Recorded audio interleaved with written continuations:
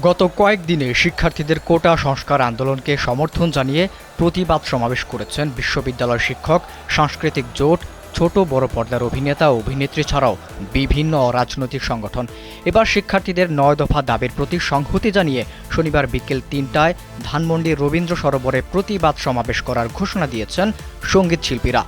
কিংবদন্তি শিল্পী বব মার্লের গানের সঙ্গে মিল রেখে সঙ্গীত শিল্পীরা তাদের এই কর্মসূচির নাম দিয়েছেন গেট আপ স্ট্যান্ড আপ।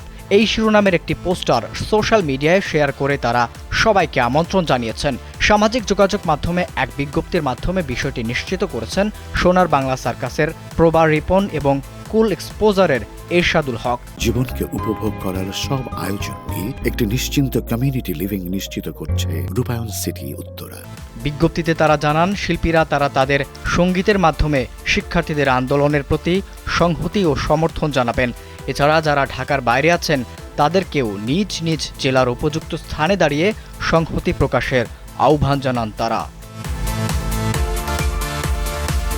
অপরদিকে প্রতিবাদ সমাবেশের ধরন সম্পর্কে স্পষ্ট করে তারা জানান, শিক্ষার্থীদের প্রতি সমর্থন জানিয়ে এই সংহতি হবে শান্তিপূর্ণ এবং প্রতিবাদী গানে গানে। শিক্ষার্থীদের উজ্জীবিত করতে বাংলা গানের সেই সব লাইন যা বিভিন্ন সময় আন্দোলন ও প্রতিবাদে মানুষের মুখে মুখে ছিল, সেগুলো দিয়ে ব্যানার ও ফেস্টুন তৈরি করার কথাও জানান তারা।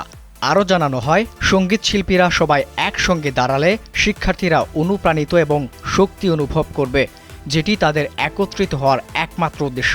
তাই ভবিষ্যৎ প্রজন্মের স্বার্থে একত্র হয়ে সুরের সঙ্গে সংহতি প্রকাশ করে যোগদান হওয়ার আমন্ত্রণ জানান তারা।